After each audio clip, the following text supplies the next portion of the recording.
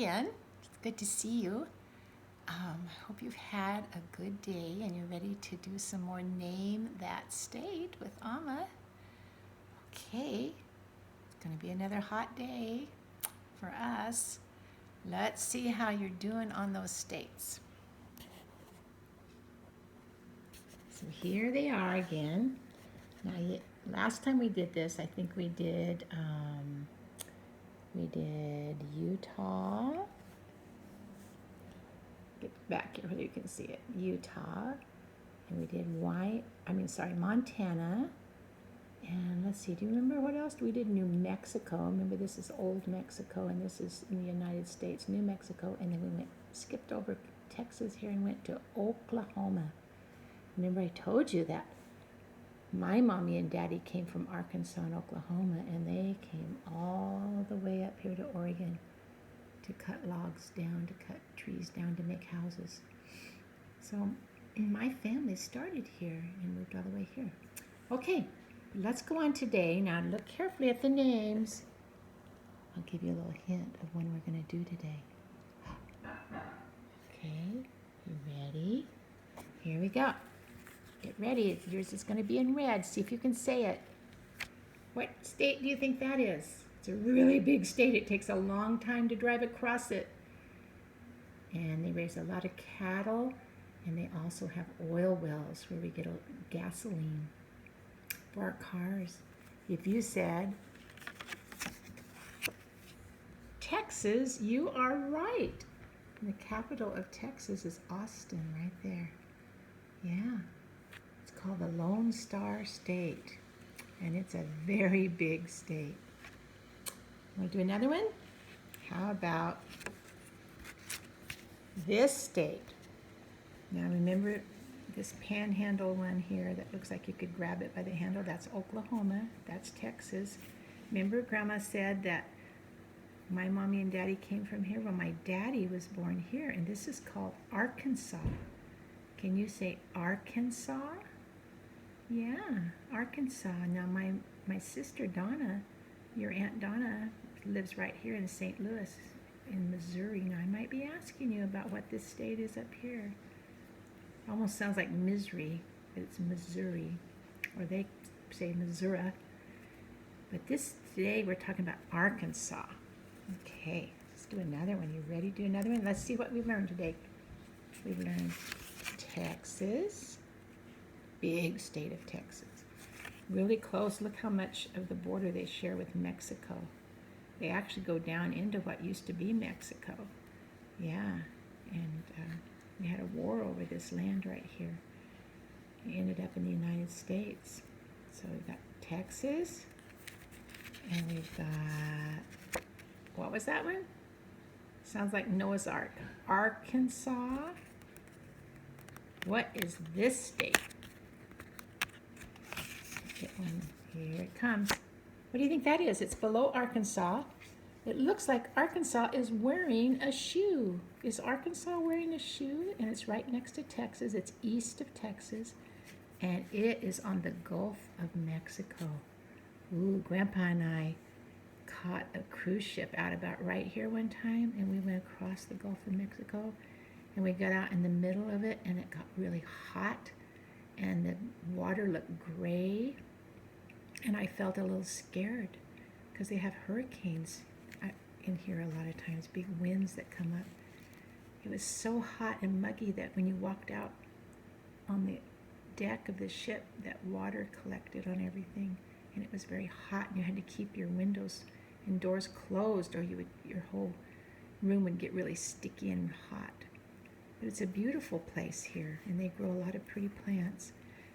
But anyway, what is this boot-shaped below Arkansas state called? It starts with an L.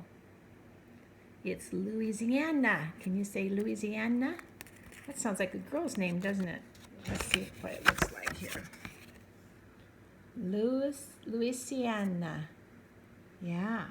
And the capital is Baton Rouge. There's a lot of people that speak French in Louisiana. And the reason there's so many people that speak French is because there used to be a bunch of people up here from France And the English, they were on English property, if I remember right, and the English didn't like that. But there was too many French people, so they drove them down here, and they said, here, you can live down here in these places, because they didn't really want to live down there.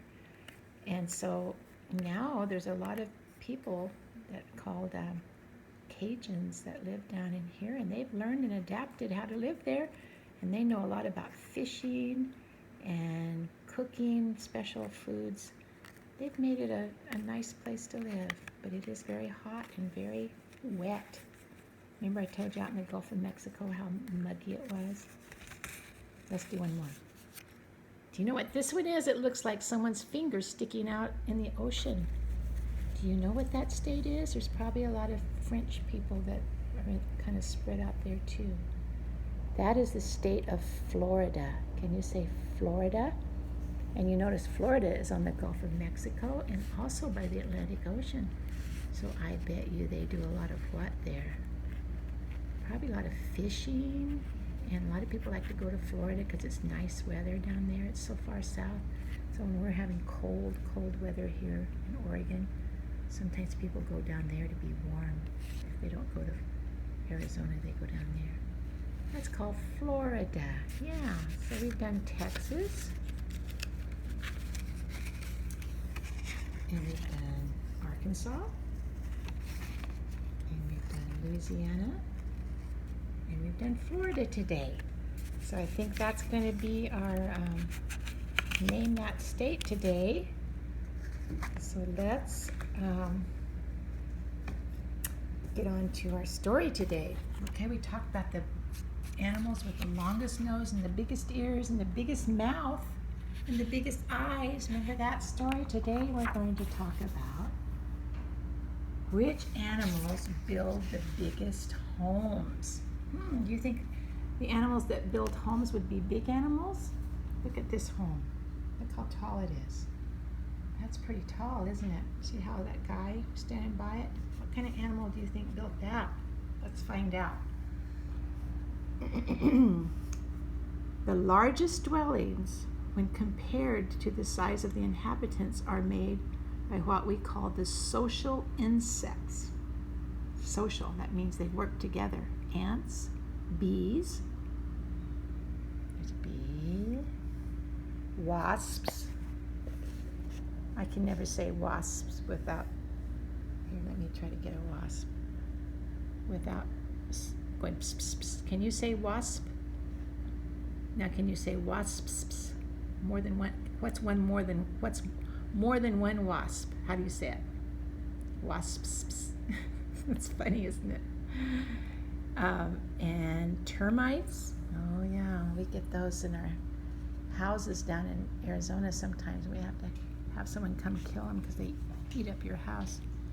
And bees and ants. We all know what ants look like, don't we? Yeah. Those are called social. Can you say social insects? We know about insects, don't we? Well, these are social insects. Tropical termites, that's these right here, right there, build mounds. Pull back so you can see it. They build mounds to live in that may be 20 feet high. Millions of termites live together in these mounds, and you usually see those in places like Africa and maybe South America. You probably wouldn't see them here in Oregon or the United States. Prairie dogs are something else that live in huge towns. They dig burrows. That means tunnels with rooms in the ground, and they connect their burrows or their rooms with tunnels so they can go visit each other underground. Did you know that? A town which may be larger than 50 football fields. Do you know the football field near Grandma's house that we walk around where the track is? Well, they can take up 50 of those. They are inhabited by thousands and thousands of prairie dogs. And sometimes prairie dogs like to go to golf courses because the ground is soft and there's plenty of water. And the people who play golf do not like prairie dogs because they mess up their golf course and make mounds and holes.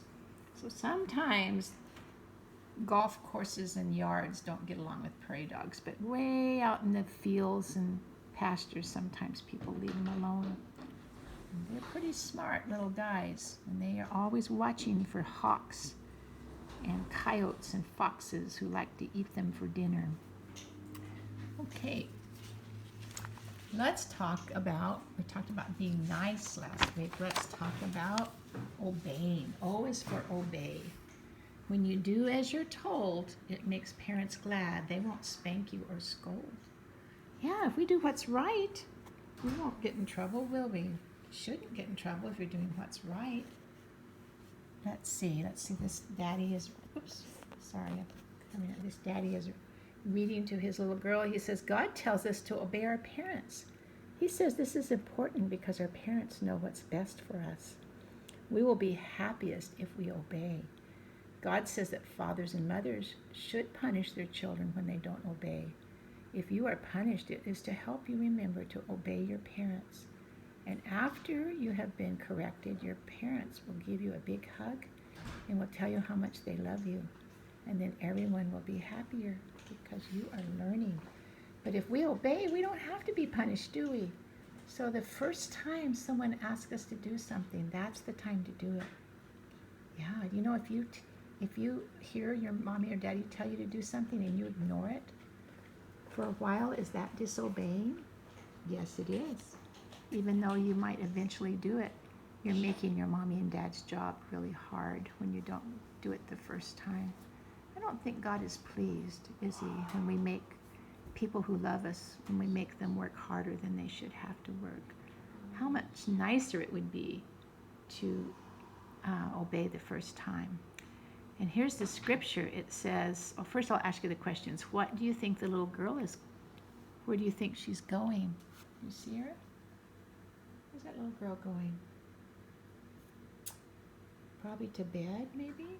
Yeah, looks like she's going up to bed. What does God say your parents should do if you don't obey? They should punish you, yeah. You might be sent to your room. Sometimes you're spanked. Sometimes you're lose privileges. Yeah. Who's happy when you obey? God is. That's true. Because we have to learn to obey. Because when you grow up, you have to obey the policeman. You have to obey the president. You have to obey the law when you drive. Now's the time to learn. Here's the scripture. Children, obey your parents because this is the right thing to do. Ephesians 6:1. Now, did you see any? Let's look at what else is going on here. Do you see any ladybugs? I see one hiding behind that plant. Let's see if we see any more ladybugs. Oh, maybe one right there. What do you think? Yeah, I think I see one right there. Do you see it? Right in that little pink thing? Yeah. Jesus, oh wait. I thought that was a ladybug. No. Jesus, thank you for helping us obey. Help us to learn quickly. We appreciate, Lord, that you have asked us to obey because that makes everything go better. Help us to obey, God. Help us to obey the first time. Help us not to be disobedient and slow to obey. I know that pleases not just you, but it pleases our parents and makes their job easier. Help us to be children that are a delight to have around, to be good helpers and good at obeying. Amen.